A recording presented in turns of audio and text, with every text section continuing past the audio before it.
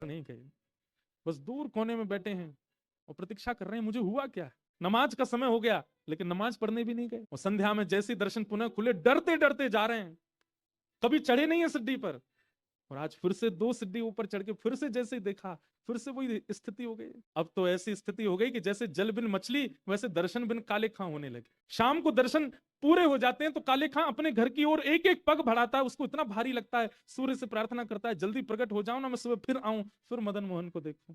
अरे पागल, अरे पगला काले खां, तेने 30 साल निकाल दिए सेवा में, कभी देखा क्यों नहीं इनको। ऐसी स्थिति काले खां की होगी। लेकिन भैया एक तो इत्र की सुगंधी और दूसरा प्रेम, ये छुपाए नहीं छुपते, ये प्रकट हो ही जाते। आपकी चाल ढाल और मुख की आकृति से लोगों को पता चलने लगता है कि ये प्रेमी हो गया है।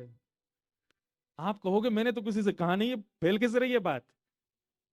इत्र की सुगंधी को चाहे तुम कितनी सॉल ढक लेना ऊपर, कितनी रजाइयां डाल लेना, वो निकल ही आती है बाहर। ऐसी प्रेम है, उसको कितना भी ढकने का प्रयास करो वो दिख ही जाता है।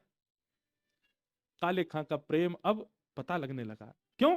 नमाज पढ़ने जाते नहीं है, अपने जो क्रम होते हैं वो करते नहीं है, घर में भी कभी कुछ ऐसी वार्ता कभी कुछ करते नहीं पत्नी से, बस पूरे दिन मंदिर जाना। अब तो भोजन बनवा के ले जाते वहीं पाते हैं, आते ही नहीं दोपहर में घर।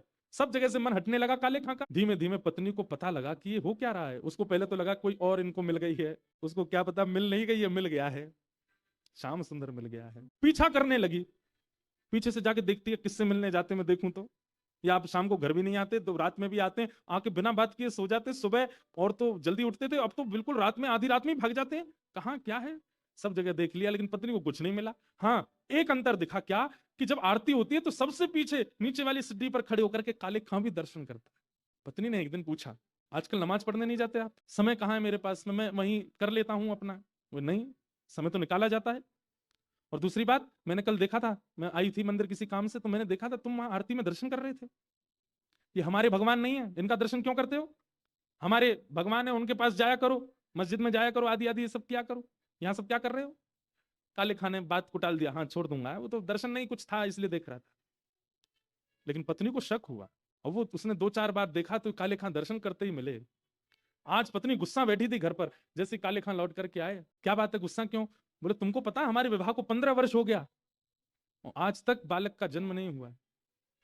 हमने सुना है अपने बड़ों से कि जब हमारा ईश्वर प्रसन्न होता है तब हमको संतान देता है। तुम अपने ईश्वर को मनाते नहीं, दूसरों के ईश्वर को मनाते हो, इसलिए तुम्हारे संतान नहीं हो रही है। मैं कारण नहीं हूं, तुम कारण हो। अपने भगवान को भजोगे तो कृपा करके हमको बालक मिलेगा ना, तुम दूसरों के भगवान को भजते हो, मुझे सब पता है। काले खां रोने लगते।